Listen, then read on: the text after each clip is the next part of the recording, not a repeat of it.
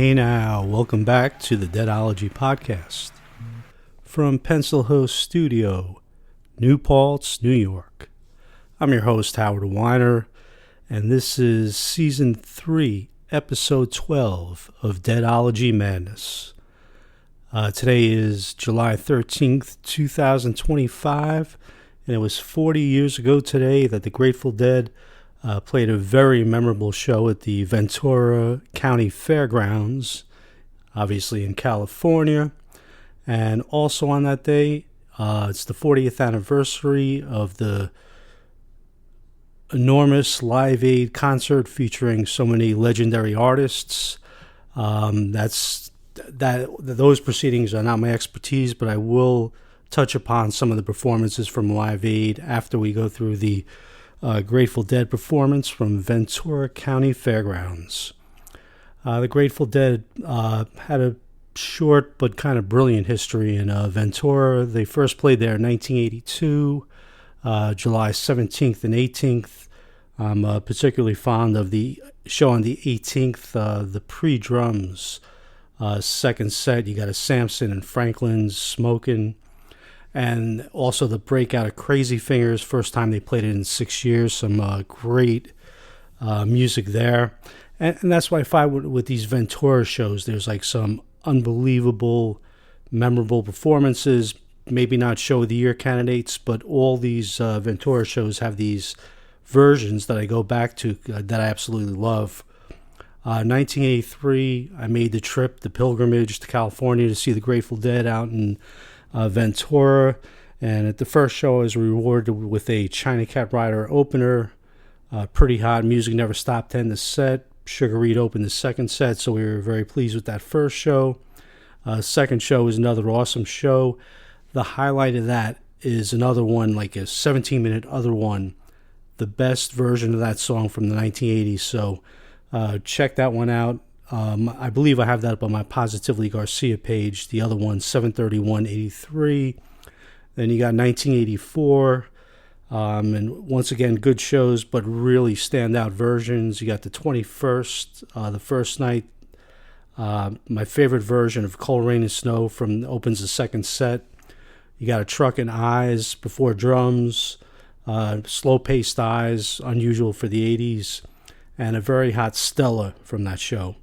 The following night, the 22nd, the Midnight Hour Broke Down Palace Encore. Best broke down you're ever going to hear. Jerry just sang his heart out that night. So once again, these are versions that I just love going back to. And 85, this July 13th, the first show. I think it's the best show they ever played in Ventura. Definitely one of of all the Ventura shows, this one is a contender for like best of the year. The next night, the song selection, not as good. I haven't listened to it recently, so I can't really comment on how great the playing was, but the first night, much better song selection. And then they played 3 nights in 1987, and that was it for Ventura, California. But definitely you can make a great like 3-4 CD box set of just the highlights from this Ventura run in the 80s. So here we are, July 13th, 85, Grateful Dead. Haven't had about 12 nights off. They just finished the summer tour going through the Midwest and the East. It was very successful. It was consistent, unlike the East Coast tour from earlier in the year. Great show after great show. And it was the 20th anniversary, so at all these shows, they would drop the 20th anniversary so far banner with the Minuteman. Very memorable whenever they did that. Usually it happened during the show, but at this Ventura show, the 20th anniversary banner is hanging the entire show, which is pretty cool. So they didn't drop it during a certain song. It was there as a backdrop. It was there all night. So another cool thing about this show, on YouTube, you could pull up the show. There's a video of the first set. Phenomenal. I'm not talking about the camera work, but that's what makes it so great. It's not a pro shot video. A guy standing in the crowd, maybe 15 rows away, and it just puts you there. You've been in there in the 80s.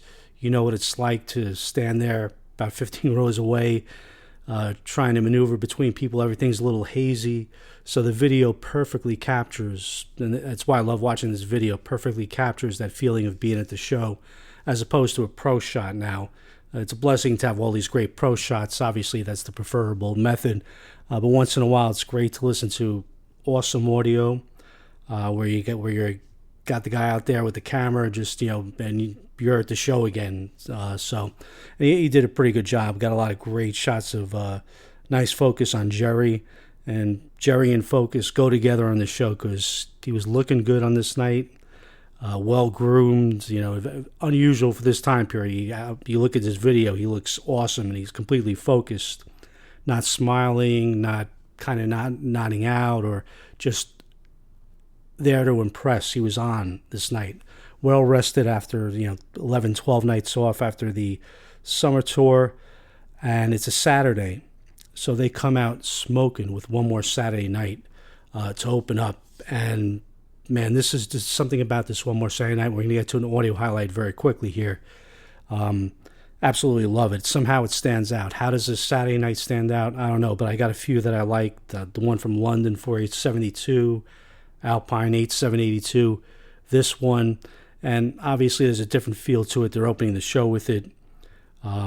Saturday afternoon and playing One More Saturday Night. So pretty cool. And the second song's Fire on the Mountain. So just the band is excited to play some new stuff, and they are on fire. This is as good as you could get at the beginning of the show for the Grateful Dead in this time period.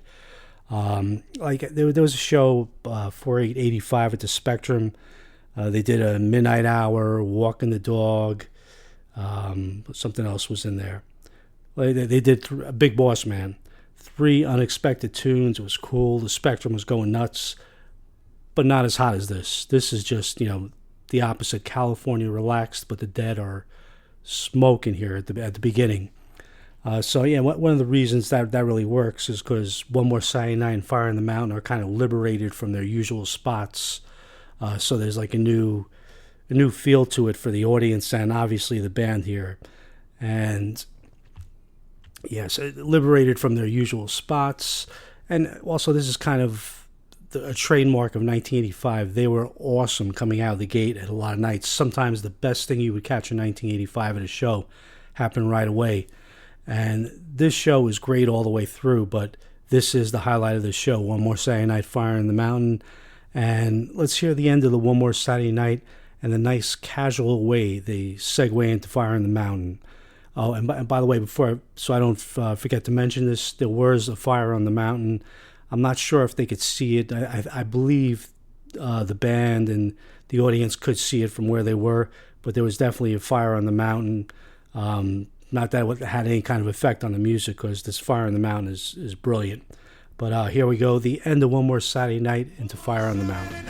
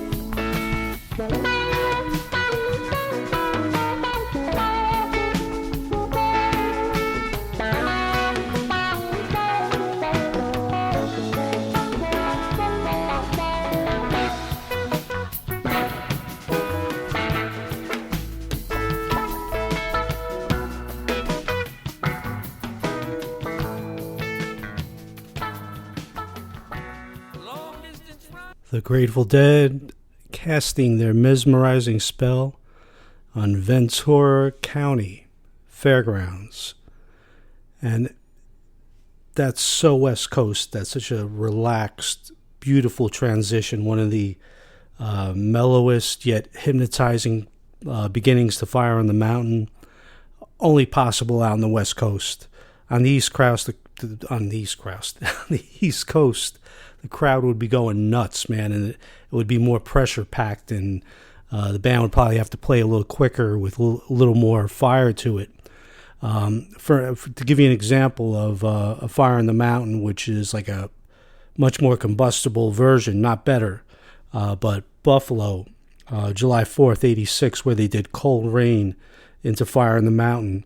It's just a wild, it's like the Buffalo, charging full speed. But this Ventura one is actually better. They start so relaxed, but it's the energy's there. The crowd was loving it. If I was there, I would have been going nuts, man. One more Saturday night into Fire on the Mountain.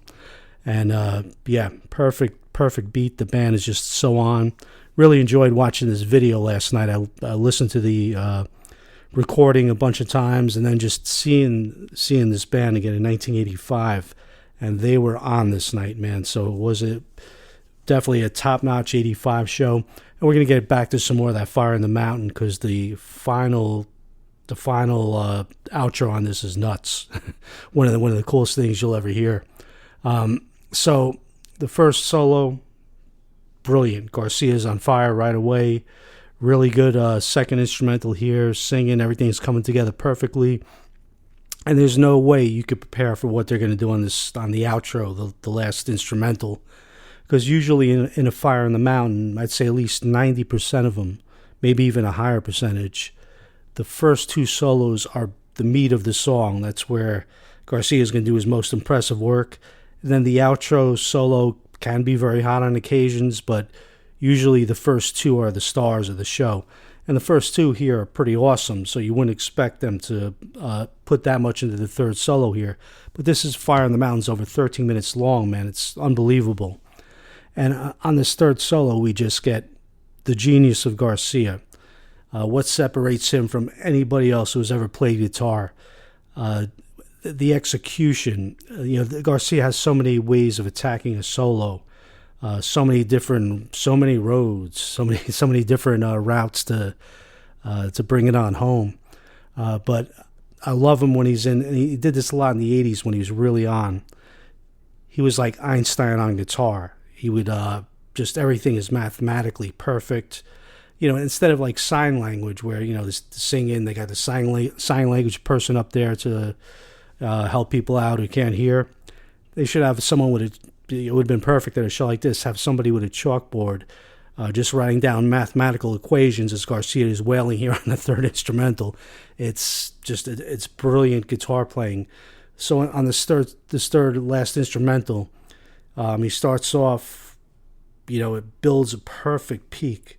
You got all your money's worth on the first part of this third solo.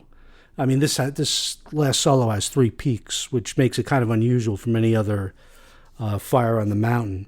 So he builds up this major peak. It sounds great, but it's almost a little too short. A little more is coming. So mathematically, he brings it down. It walks it down about halfway, plateaus, and goes for another peak, which exceeds the one before by a little bit. I mean, if this were charted out, if you were looking at it on a blackboard, it would be a perfect, like a.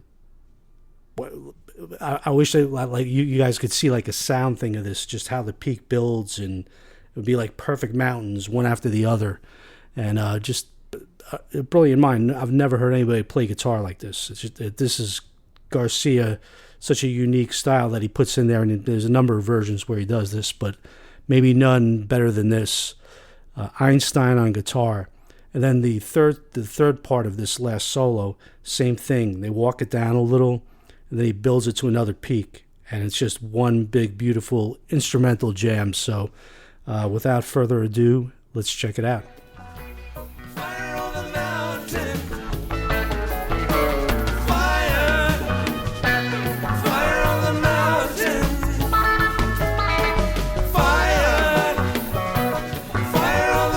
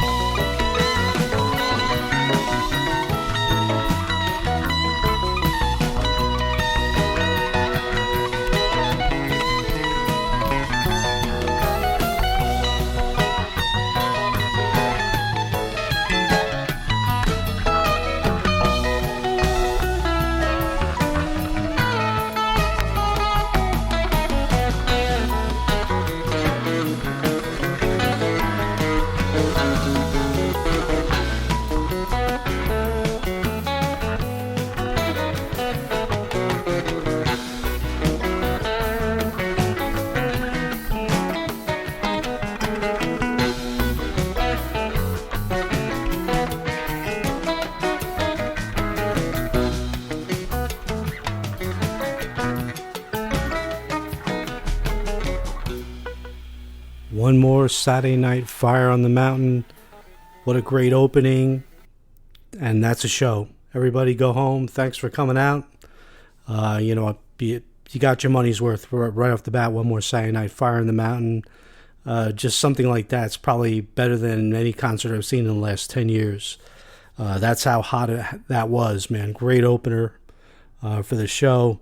And watching the video, I mean, I knew how great the show was. I was prepared to do it justice without seeing the video. But watching the video and just seeing the band again, just incredible. Focus Jerry, man, no smiling. I like Focus Jerry. I like to see him smile, but I'd rather see him so focused that nothing could distract him. Just completely into playing the guitar, looking good, and on top of every song. So we got the One More Saturday Night Fire, song number 3, Walking Blues. Fairly new to the repertoire. I think they first did it in sometime in the spring of, was 85 the first time they did it? I think maybe 84, but a song which I liked, but not of my top favorite songs. I was listening to this and I was like, wow, this is probably the best Walking Blues I ever heard. Garcia's solos are ripping. Phil's playing great bass. Bobby's singing is right on. So whatever number of Walking Blues they had to play to get this point, they played the perfect amount. This was the day.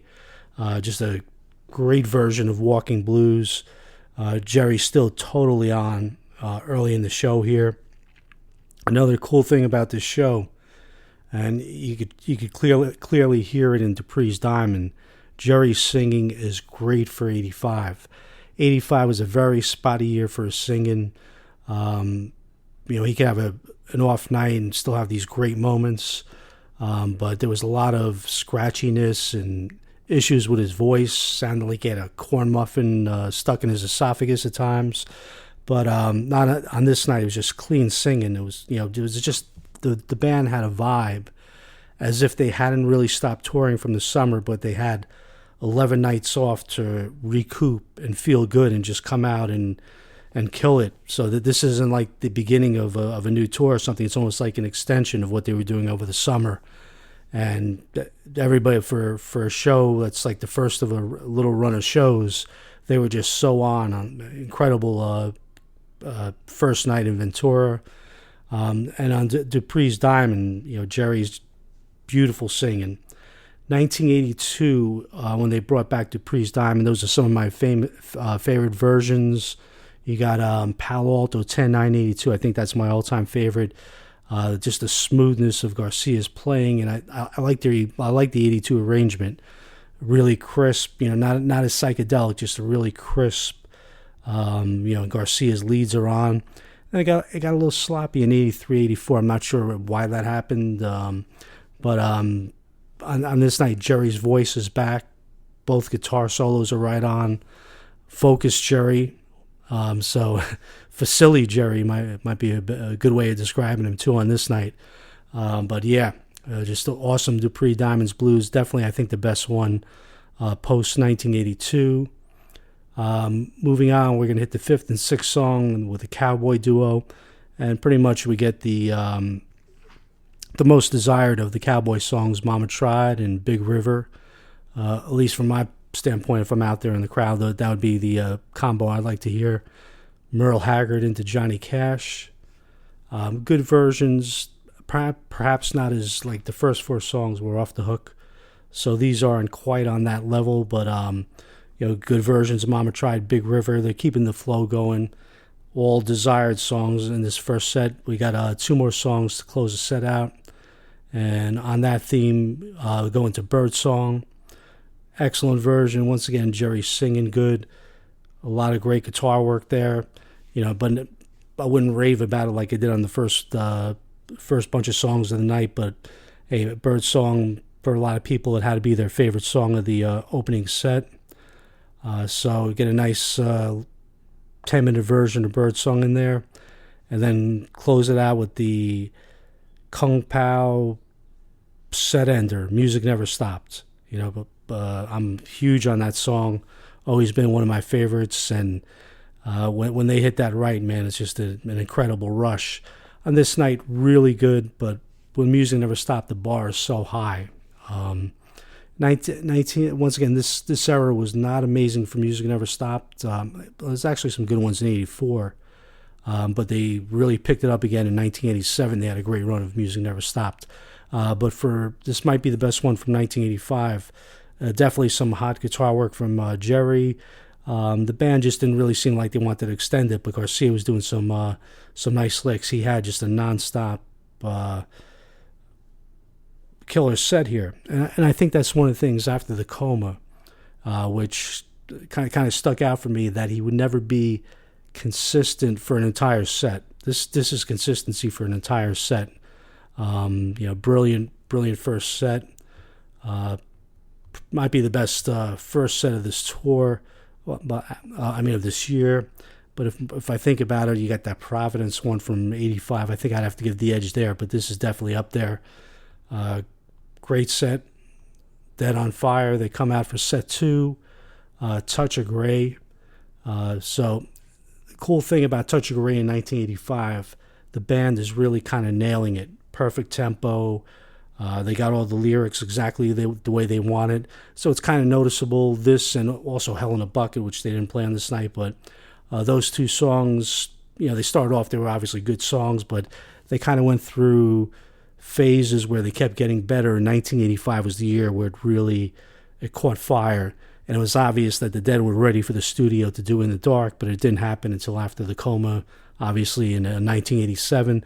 But the songs of In the Dark were really coming together, and they were on point and awesome. Touch of Grey.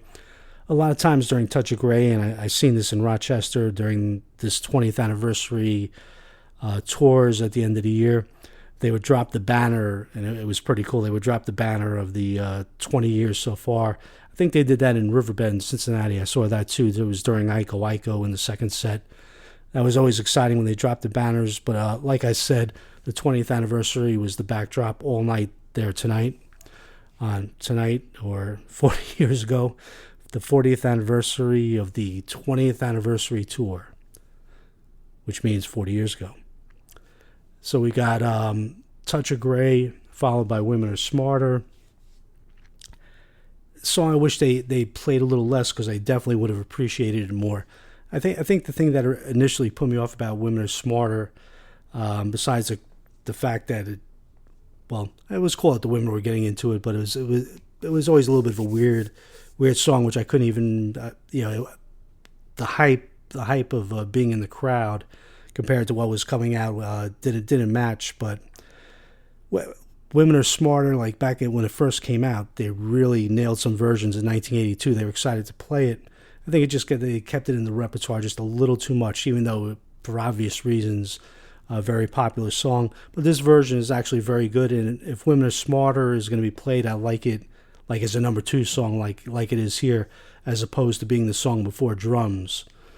So get the Touch of Grey, Women Are Smarter, very upbeat beginning, and then into the national anthem of Deadhead Nation, Terrapin Station. And once again, Jerry's singing is good, so excellent version here. And especially the outro, man, there's some sizzling licks.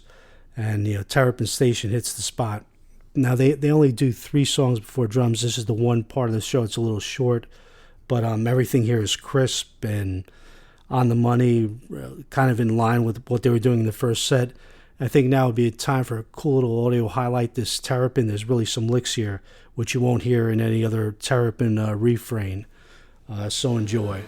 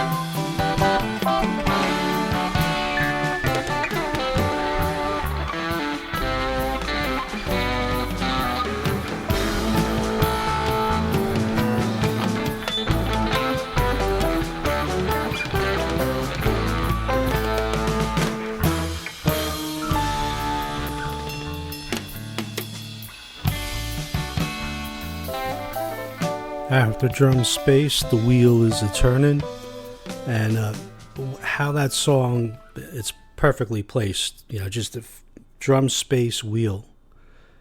It wouldn't work as a set opener. I'm sure it would work. I mean, we'd enjoy it if we caught it in different places, but it's not the second song of a set. It's not a set closer. The wheel found its perfect place at this right after space, drum space, the start of a new segment, and just a real positive spin and excitement for what's to come, as well as enjoying the wheel. A great song, and just perfect after that drum space.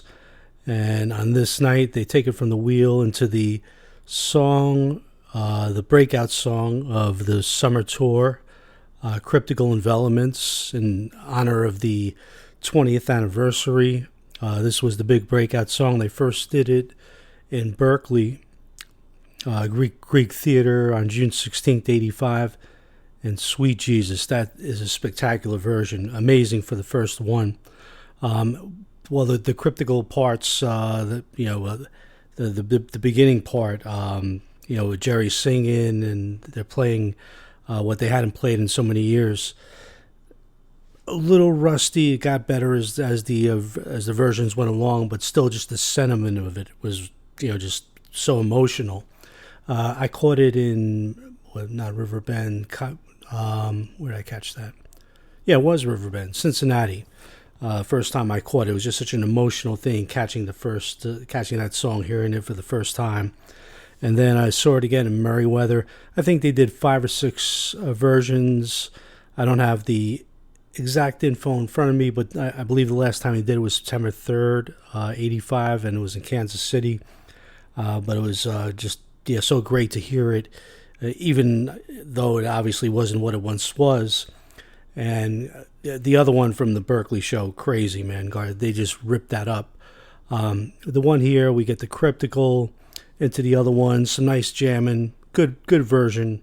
It's not on fire like the beginning of the first set, but the band's still playing hot. So cryptical envelopments, other one, and then the song of the second set. And this was so good. It took me total surprise when I'm listening to the tapes again, because I hadn't heard a lot of the first set and the second set numerous times as the One More Saturday Night Fire. That One More Saturday Night Fire, I would take it out and play it for people. I was like, you got to hear this. You can't sit someone down for 3.5 hours and say, you got to hear this show. You got to get right to the best part of it. So I played that for so many people. For every 50 times I've heard that One More Saturday Night Fire, I've probably taken the show all the way through. So really nice to get back and hear everything.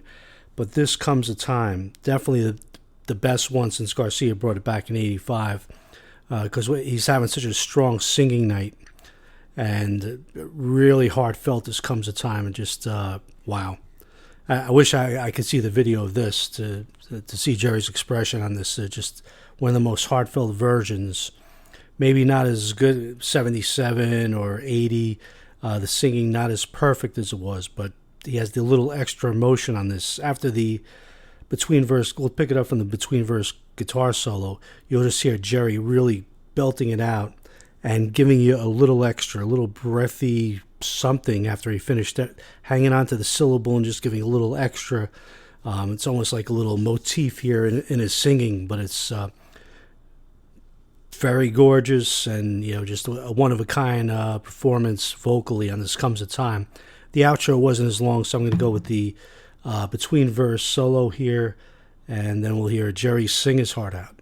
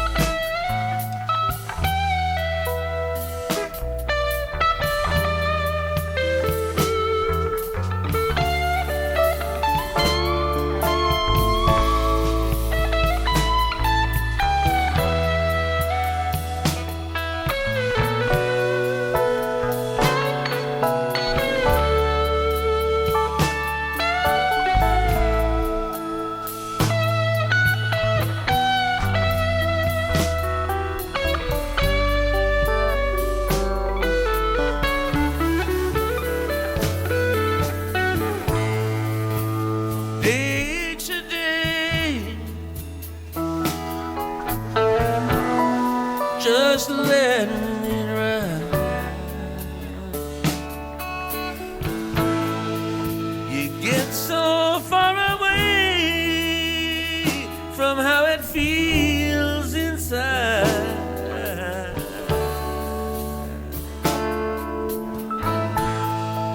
You can't let go, 'cause you're afraid to fall. But the day may come when you can feel it all.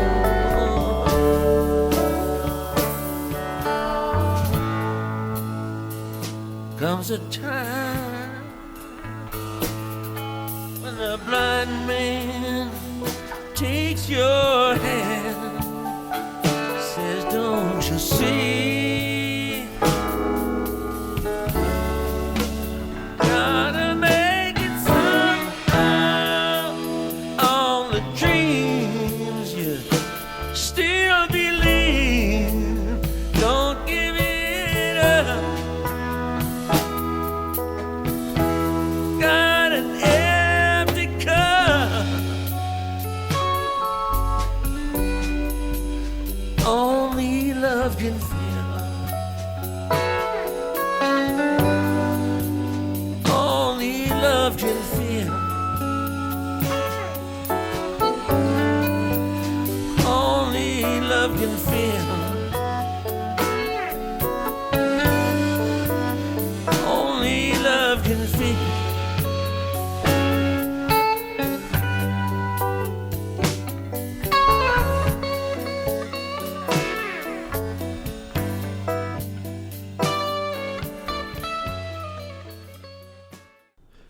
Jerry, giving it his all for Ventura. Comes a time. What a song that is, and it's the type of performance Jerry had to give it his all. It wasn't something he would play if it was an off night. That song really commands like a lot of emotion every time Jerry plays it, maybe even more than any song, with the possible exception of Morning Dew, even though he played Morning Dew a lot more. But yeah, Comes a Time, rarely played. But it meant something when he did it, and man, that version, incredible. Definitely, in my opinion, the highlight of the second set. And then after Comes a Time, the desirable flow continues. We get around and around, and you might be thinking that's going to lead into something familiar, Good Lovin', some kind of pop tune or something.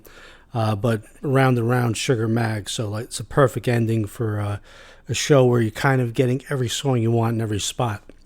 Now, one thing about the Around and Around, definitely a little bit of an unusual version. Usually, Round and Round this time period through the end, cookie cutter versions, but they actually get towards the last verse of Around and Around, and the band slows it up, and they almost bring it to a stop.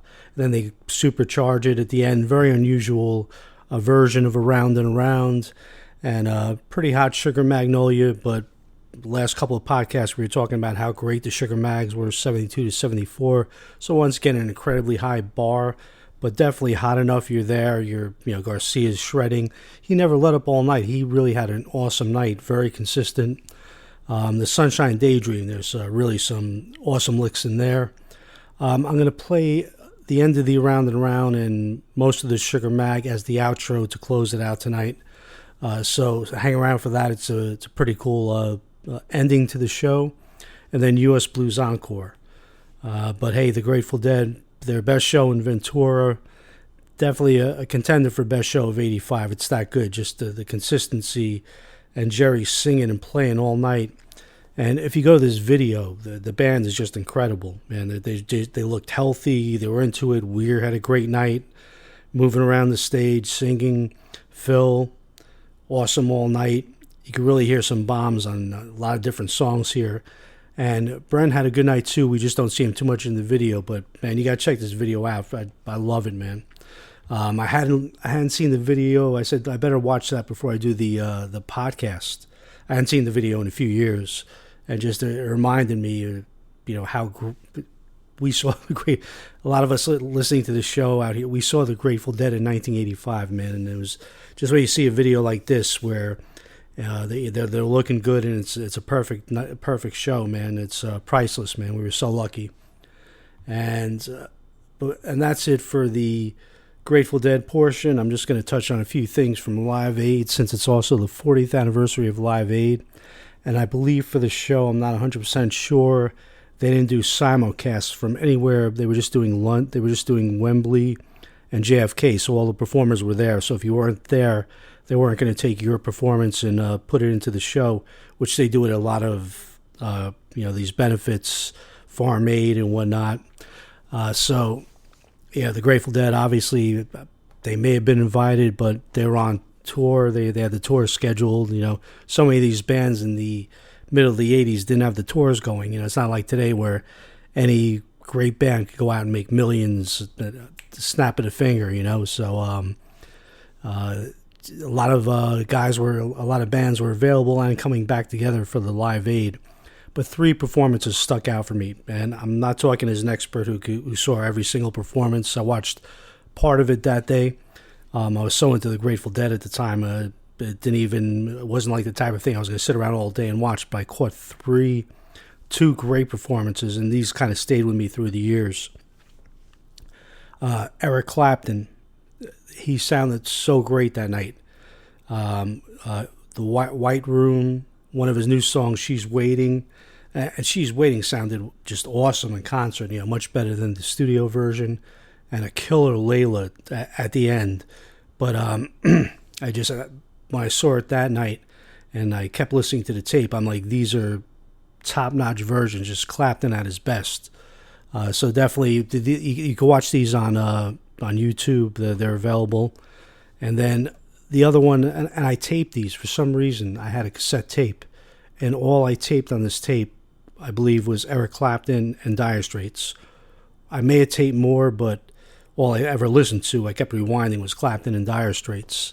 And that's my other favorite performance from the Live Aid that I happen to see. I might revisit that opinion if I got to see everything again. But Dire Straits, incredible. 2 songs. They do Money for Nothing, which was the big hit song of 1985 and the MTV video. So that drove the place nuts, Wembley they were at. And Sting was with them singing, very cool version. We got to install those microwave ovens and Money for Nothing, Chicks for Free. But the killer song, Sultans of Swing. And one of my favorite jam songs, not only Little and Dire Straits, but such a great song, Sultans of Swing. Bob Dylan should have, the philosophy of modern songs, he picked a lot of great songs. Sultans of Swing would have been a great one to have in there, because it's just everything about the song, the lyrics, but the guitar playing and the whole feel of it. So I've always been a fan of different live versions of Sultans and listen to as many as I get my hands on. The Alchemy one, no doubt, on that album is great. This one is the best. I love this Live Aid one, man. I could listen to it over and over again. Just sensational work, great little keyboard sax break, which was a lot more moody than some of the other ones. And Knopfler just was on fire this night, man. Great guitar work from Knopfler, also playing off the sax. I don't know what the saxophone guy's name was, but he was pretty awesome. So yeah, if you like Sultans of Swing, go to YouTube, Live Aid, Sultans of Swing. Check out this version. You won't be disappointed. And the last performance I want to touch on is the Bob Dylan. Now, I don't think I saw this that night, but yeah, it's infamous. Dylan took a lot of crap for it. The comedians made fun of him. This 1985 period was one of the little rough spots of his career, where he was feeling a little bit like a has-been, and and he didn't even he thought he was like a washed-up star. He even says that in Chronicles, and he kind of battled with that until he got together with the Dead, and Tom Petty helped out too with the Heartbreakers. But yeah, it was a little bit of a rough spot for him, and this performance was definitely not one that was well received, unless you're a Dylan head. Now, because it actually wasn't bad, considering everything that was happening. It wasn't bad. Billion people watching. He comes out there with Ronnie Wood and Keith Richards. Those guys are hammered. Dylan's pretty wasted. They did whatever they did. The sweating. The entire stadium's watching them. These legends come out there. Billion people watching. They are the performers before the finale when they come out for the We Are the World, and it was an impossible moment for three guys with acoustic guitars who hadn't rehearsed anything and were inebriated to succeed. But Dylan forged ahead, man. He the weird thing was Ronnie Wood and Keith Richards were just strumming and playing like they never heard the song before, and they didn't even know who they were playing with. It was it's bizarre.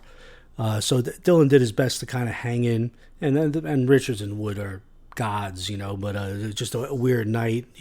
They were having fun, and then all of a sudden they were out there playing, and it wasn't the best night for any of them. But they opened up with, I know the ship comes in, blowing in the wind. It's the first song is, I know it was one of the early tunes, Ballad of Hollis Brown. There we go. That was the opener. A very unusual opener, kind of cool, very Dylan-esque to do. And I think he eventually got into a groove, like during Blowing in the Wind. He sounded pretty good, once again in that Dylan-esque kind of way. But it wasn't the right thing to do at that particular point in Live Aid. And but yeah, if you really just listen to what Dylan's doing up there, he played pretty good. And the lasting thing, so he may have been laughed at a little bit for that, and the We Are the World bit, which I think he sounds pretty cool in that video. But he has the last laugh now, because 40 years later, he's still kicking ass and taking names. And his legacy and stature is growing every year. Just incredible what he's done since 1985, and he was even totally great back then, even if he couldn't realize it. But so yeah, you had that. Oh, the other thing was with the We Are World, as Dylan's up there with these guys, Wood and Richards, all the artists are doing a little pre-practice of We Are the World backstage right behind them. So they couldn't even hear themselves on the monitors because they could hear that. So it was Dylan had every obstacle, but he persevered and got through it. Interesting Live Aid. I'm gonna have to watch some more, pull up a few more videos. Just you look at the list of people. Everybody was there. It was such a great night. They raised some money. Hopefully, all of it went where it should have. And it was a continuation of the Concert for Bangladesh legacy of. Big name rock stars getting out there and getting the money to needy people, and hopefully it all gets to the needy people. And hey, that's a wrap for season 3, episode 12 of the Deadology podcast. I'm your host, Howard Weiner. I'll be back next week. Haven't exactly decided on the show I'm going to do, but I did get a request from Kevin McGinnis. He emailed me. And he suggested that I should do a bit on Dylan, what Dylan songs Jerry would have covered. And that's an interesting topic. I've thought about it before. People have asked me about it. And I think it's very cool to imagine what Jerry would have played, which Dylan songs off those new albums he would have played. And even the Grateful Dead, even though Bob Weir got to play, I think there's different songs that they would have broke out with the Dead. So I'm going to kick that around and come up with some of those 6 or 7 of the tunes. I mean, Jerry could have pulled out so many of them, but I'm going to try to go for the best, which I think Jerry absolutely would have loved to play. And of course, we're going to either have a Grateful Dead or Jerry Garcia show on in store for next week. And the following week, Doug Schmel will be here, and we're going to do a classic 74 show, and that will drop on Jerry's birthday. So I appreciate you all. Thanks for listening. I'm your host, Howard Weiner. Email catfishgarcia82@yahoo.com. Tangledupintunes.com is the website. and enjoy this Around and Around Sugar Mag. Peace out.